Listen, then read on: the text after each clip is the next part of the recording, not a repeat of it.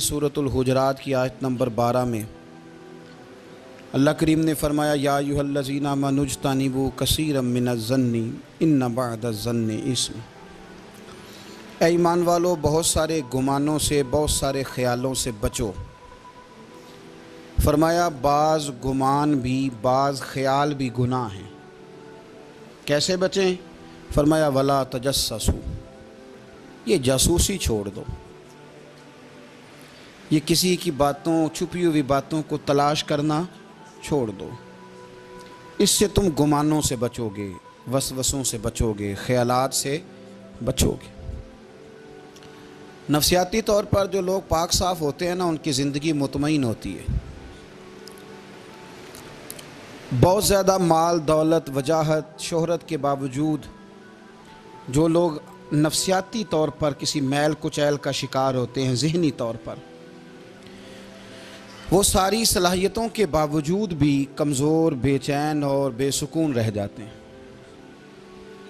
زندگی میں گمان، سوچ، اپنی نفسیات کو ہمیشہ اچھا رکھیں۔ کبھی بھی اپنے آپ کو الجھاؤ کا شکار نہ ہونے دیں۔ جس آدمی نے سکون لینا ہے، اس نے بھی یہاں سے لینا ہے، اپنے اندر سے۔ جس نے مطمئن ہونا ہے، اس نے بھی خود بخود ہی ہونا ہے، اور جس شخص نے بے سکون رہنا ہے، اس نے بھی خود بخود ہی رہنا۔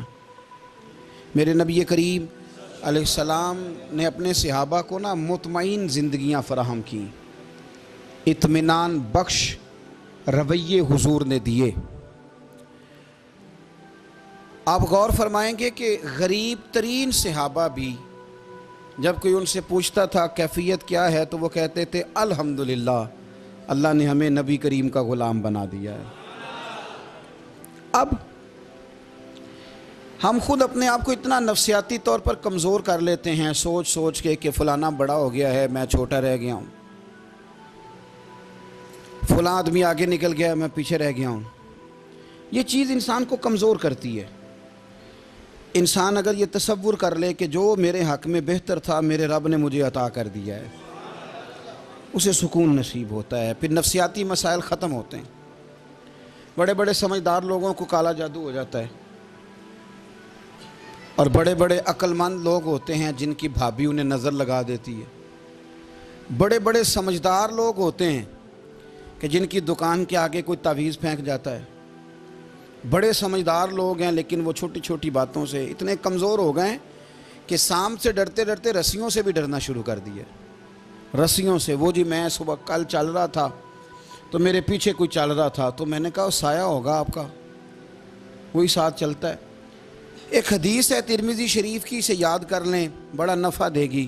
میرے نبی کریم علیہ السلام نے فرمایا اگر ساری دنیا مل کے بھی تیرا نقصان کرنا چاہے، تو جب تک رب کی مشیت نہ ہو تیرا نقصان ہو نہیں سکتا۔ ختم ہو گئی بات، باہر آ جائیں اس چیز سے۔ اور فرمایا سارے زمانے کے لوگ مل کر تیرا نفع کرنا چاہیں، تو جب تک اللہ نہ چاہے وہ تیرا کوئی نفع کر نہیں سکتے۔ نقصان بھی اللہ کی مشیت پہ ہے، نفع بھی اللہ کی رضا پہ ہے، تو پھر آپ بلا وجہ لوگوں کو دیکھ کر ٹینشن کیوں لیتے ہیں؟ پریشانی کاہے کی ہے؟ آزمائش کس بات کی ہے؟ اپنے آپ کو سکون دیں، اپنے آپ کو مطمئن کریں، کہیں رب بڑا ہی مہربان ہے، اس نے جہاں اچھا سمجھا ہے وہاں اس نے مجھے رکھا ہے۔ اپنے ذہن کو اطمینان دیں، سکون دیں۔ میرے نبی کریم علیہ السلام کی پوری حیات مبارکہ میں آپ کو شکوہ نہیں ملے گا کہیں بھی۔ حضور یتیم پیدا ہوئے، کتنی دفعہ آپ کو کتابوں میں ملتا ہے کہ حضور روئے ہوں کہ میرا باپ ہوتا تو ایسے ہوتا، میری اماں ہوتی تو ایسے ہوتی۔ ہم روز نہیں روتے۔ نبی کریم صلی اللہ تعالیٰ علیہ وسلم نے اپنی زندگی ساری آزمائشوں میں گزاری۔ کہیں آپ کو محسوس ہوتا ہے کہ نبی کریم صلی اللہ علیہ وسلم کسی کے پاس بیٹھے اور فرمایا آؤ میں تمہیں اپنے دکھ سناؤں؟ ہمیں تو مسئلہ بن گیا ہے، ہم لوگوں نے اپنے آپ کو غیر مطمئن بنا لیا ہے۔ ہم ان ساری چیزوں کی ڈیمانڈ کرتے ہیں جو ہمارے مالک نے مناسب نہیں سمجھی ہمیں دینی۔ ہمیں اپنے آپ کو مطمئن کرنا چاہیے، سکون میں رکھنا چاہیے۔ اگر آپ تھوڑا سا اپنے آپ کو سکون دیں، اطمینان دیں، کہیں الحمدللہ، اللہ تبارک و تعالی جہاں جس کو چاہتا ہے وہاں اسے بٹھا دیا کرتا ہے۔ پھر ہم لوگوں کا منصب چھیننا چاہتے ہیں، حسد کرتے ہیں، بغض پیدا ہوتا ہے، عداوت پیدا ہوتی ہے، نقصان ہوتا ہے۔ فطری طور پر جو صلاحیتیں اللہ نے دی ہوتی ہیں ان کو بھی زنگ لگ جاتا ہے، زنگ لگنے لگتا ہے ان سب چیزوں کو جو اللہ نے اپنے فضل سے ہمیں دی ہوتی ہیں۔ تو بات کو یاد رکھیں کہ زندگی میں آپ مطمئن ہو جائیں کہ رب کریم نے جو دیا ہے وہ کمال ہی دیا ہے، کمال ہی۔ حضور کی ایک زوجہ محترمہ تھی تو ان کے ہاتھ ذرا لمبے تھے، مومنوں کی ماں۔ بعض خواتین نے ان سے کہا کہ لمبے ہاتھوں والی، ہم بنا لیتے ہیں نا یہ بھی بات کہ اس کا ناک موٹا ہے تو اس کی آنکھیں چھوٹی ہیں تو اس کے کان بڑے ہیں تو اس کے ہاتھ کیسے ہیں، تو کہا لمبے ہاتھوں والی۔ تو وہ پریشان ہو گئی، نبی کریم علیہ السلام تشریف لائے، کیا ہوا؟ عرض کی یا رسول اللہ مجھے لمبے ہاتھوں والی کہتے ہیں۔ تو حضور فرمانے لگے یہ پریشان ہونے والی بات ہے کہ خوش ہونے والی بات؟ یا رسول اللہ کیا مطلب؟ فرمایا تو کہہ کہ رب نے لمبے ہاتھ اس لیے دیے ہیں تاکہ میں سخاوت زیادہ کر سکوں، میں سخاوت زیادہ۔ یہ جو میرا چہرہ ہے نا، یہ جو آپ کا چہرہ ہے، یہ آپ کی چاہت ہے کہ اللہ کی؟ فی ای صورت ما شاء رکبک، اللہ فرماتے ہیں جیسے میں نے چاہا ہے ویسے تجھے بنایا ہے۔ تو اگر میرا موٹا ناک، میری چھوٹی آنکھیں، میری بڑی آنکھیں، میرے چپٹے کان، یہ میرے تو نہیں، یہ تو میرے رب کی چاہت ہے۔ مجھے اپنے موٹے ہونٹوں سے نفرت کرنی چاہیے کہ اللہ کی چاہت سے پیار کرنا چاہیے؟ مجھے اپنے کالے رنگ پر پریشان رہنا چاہیے کہ رب کی چاہت پر مجھے پیار آنا چاہیے؟ اللہ کی چاہت پر پیار کر، یہ چاہت ہے اللہ کی، یہ چاہت ہے، تو اللہ کی چاہت سے محبت کر۔ تو پریشان ہو رہا ہے فلانے کا رنگ ہو رہا ہے تو میرا کالا ہے، فلانے کا مکان بڑا ہے تو میرا چھوٹا ہے، فلاں بڑی گاڑی میں کیسے بیٹھ گیا؟ بھئی اللہ نے چاہا تھا بیٹھ گیا، اللہ نے میرے لیے سائیکل پسند کی ہے، مجھے الحمدللہ کہہ کے سائیکل پہ بیٹھنا چاہیے، اس نے پسند کی ہے، اس کی رضا ہے کہ میں یہاں رہوں۔ تو ایک بات تو یہ ہمیشہ یاد رکھیں کہ آپ اپنے آپ کو مطمئن کریں، زندگی میں سکون دیں۔ نفسیاتی طور پر ہم بڑے ڈسٹرب اس لیے ہیں کہ ہم بے سکون رہتے ہیں جان بوجھ کے، وجہ ہی کوئی نہیں۔ لیکن جب تک زندگی ہے اللہ نے زندہ رکھنا ہے، اور جب وقت آ جانا ہے تو پھر کوئی ہمیں بچا سکتا، تو ٹینشن کس بات کی ہے، ڈپریشن کس بات کا ہے؟ ایک بات۔ دوسری بات یہ کہ دوسروں کی نفسیات کا بھی تھوڑا تھوڑا خیال کریں۔ ہم پتہ کیا چاہتے ہیں؟ سارے میرے مطابق چلیں، پھر نفسیاتی مسائل پیدا ہوتے ہیں۔ میرے ساتھ اگر 100 بندہ پیار کرتا ہے تو ان کے مطالبے الگ الگ ہیں۔ کوئی کہتا ہے جناب کو پیار ہی کرنا چاہیے، ہر ایک سے مسکرا کے ملنا چاہیے، کوئی کہتا ہے حضرت صاحب اتنا بھی پیار کریں تو لوگ نگل جاتے ہیں، تھوڑی ڈنڈی پٹی بھی ہونی چاہیے۔ دونوں قسم کے لوگ ہیں نا جی۔ ایک وہ شخص ہے جو کہتا ہے اتنا بڑا مجمع ہے تو 2 سیکیورٹی گارڈ بھی ہونے چاہیے۔ تیسرا کہتا ہے جی یہ عجیب عجیب لگتا ہے، گارڈ رکھے ہوں کسی بندے نے، کسی بڑے آدمی۔ تو یہ ہر بندے کا مطالبہ۔ اب آپ نے کیا کرنا ہے؟ آپ نے لوگوں کے مزاج کی رعایت کرنی ہے، جہاں تک آپ پیار کر سکیں آپ نے کرنا ہے، جہاں تک محبت کر سکیں آپ نے محبت۔ نبی پاک نا بچوں کے مزاج کا خیال کرتے، چھوٹے بچوں، حضور پاس سے گزرتے تو فرماتے السلام علیکم۔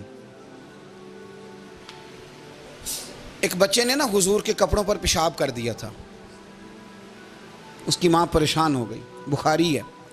یا رسول اللہ وہ بچہ تھا پتہ نہیں چلا، تو نبی پاک فرمانے لگے کیا ہو گیا؟ وہ بچہ ہے، اللہ نے پانی پیدا کیا نا، ابھی اس پہ پانی بہائیں گے سب ٹھیک ہو جائے گا۔ وہ بچہ ہے، لیکن حاجی صاحب گھر میں بگڑ جاتے ہیں، پوتا اگر پیشاب کر دے کہتے ہیں میں نماز پڑھنی ہوندی، وہ بگڑ جاتے ہیں۔ پیر صاحب بگڑ جاتے ہیں اس بات پہ، علامہ صاحب بگڑ جاتے ہیں، سیٹھ صاحب کہتے ہیں پتہ ہی نہیں بچے نے پیشاب کر دیا ہے۔ حضور نے فرمایا کہ بچہ بچہ ہوتا ہے، وہ چھوٹا ہے، اس کا ایک مزاج ہے، اس کا ایک مطالبہ ہے۔ اب آپ یہ کہیں کہ وہ بڑا مجھے پاک صاف سمجھتا ہے تو اس رویے سے میرے ساتھ وہ ملاقات کرے، آپ اس کے مزاج کی رعایت کریں گے۔ نبی کریم کے غلام کے بیٹے ہیں حضرت اسامہ بن زید، نواسوں کی بات نہیں سنا رہا، زید بن حارثہ حضور کے غلام تھے، ان کے بیٹے ہیں، چھوٹی عمر تھی، ناک بہ رہا تھا۔ ویسے دادا جی ناک صاف کر دیتے ہیں پوتے کا، ہو سکتا ہے وہ ڈانٹ دیں کہ چل دوڑ جا کتنا گندا، اماں سے کہا تیرا ناک صاف کرے۔ चल नालायक। नाना भी कहा चल भाग जा, क्योंकि वो हाजी साहब ने वुजू करना है, नमाज पढ़नी है, तो उनके करीब ये चीज़ आ गई तो बड़ा मसला बन जाएगा। नबी करीम सल्लल्लाहु अलैहि वसल्लम ने कहा आयशा उसामा की नाक बह रही है, साफ कर दो। हजरत आयशा कहती है मैं ज़रा उठी को कपड़ा देख लो तो हुजूर जल्दी से उठे। एक रवायत तो यह कि हुजूर ने नाक पूंछ दिया, और दूसरी में कि नबी पाक करीब पहुंच गए। जनाब आयशा कहते हैं मैंने हाथ पकड़ लिया, मैंने कहा हुजूर कपड़ा लेने गई थी, आ गई हूँ। कहते मैंने अपने हाथों से उनकी नाक साफ कर दी, रीढ़ साफ कर दिया। अल्लाह के रसूल गोया मेरी तरफ देख के मुस्कुराए, हुजूर राजी हुए। बच्चे तो बच्चे होते हैं, बच्चे तो बच्चे होते हैं। अब आपको बच्चा हाजी साहब माने, पहले नमाजी साहब माने, आपको पहले बच्चा जो है वो बड़ा सियाना माने, समझदार माने, अक्लमंद माने, पीर साहब माने। छोटा बच्चा तो वो नहीं मान सकता। आप उसकी नफ्सियात के मुताबिक उसके साथ चलें। आप रवैया वो रखें कि वो बच्चा है, वो छोटा है। हुजूर बच्चों के पास से गुजरते थे तो उन्हें सलाम कहते थे। आप भी कहते हैं, आज से कहेंगे। हुजूर गुजरते छोटे कहते अस्सलामु अलैकुम। और नबी पाक सल्लल्लाहु अलैहि वसल्लम कभी कभी ना बच्चे खेल रहे होते तो हुजूर बैठ जाते, फरमाते यार मेरे सीने से तो लगो। हुजूर ज़मीन पे बैठ जाते, बच्चा यूं हाथ पे, बच्चा दौड़ा आता, हुजूर के सीने से जब लगता तो नबी पाक गिर जाते और फरमाते ओए होए तुमने तो मुझे गिरा ही दिया है। ये बच्चों के साथ आप जो रवैया रखेंगे वो मीठा होगा। अब आप कहेंगे चूंकि अब मैं एक ओहदे पे हूँ, मैं एक मनसब पे हूँ, तो ये आपकी नफ्सियाती कमज़ोरी है। फिर क्या होता है, बच्चों को डांट के रखा जाता है, बेजा डांट डपट, बेजा सख्ती और बेजा उनके साथ रवैये और उनके साथ बड़ी अजीबो गरीब किस्म की जो है वो हमारी जो है वो घुटन गैप आ जाता है बच्चों के दरमियान। बच्चे, मैं कहा करता हूँ, फिर बच्चे हमें दुख नहीं सुनाते, वो फिर गलत आदमी को दोस्त बनाते हैं, फिर उस गलत आदमी को अपनी बात बताते हैं, गलत आदमी राजदार बन जाता है। आप इनकी नफ्सियात के मुताबिक इनसे प्यार करें, इन्हें टाइम दें। आप देखें ये क्या सोचते हैं, क्या कहते हैं, किस तरह का इनका रवैया है बच्चों के साथ।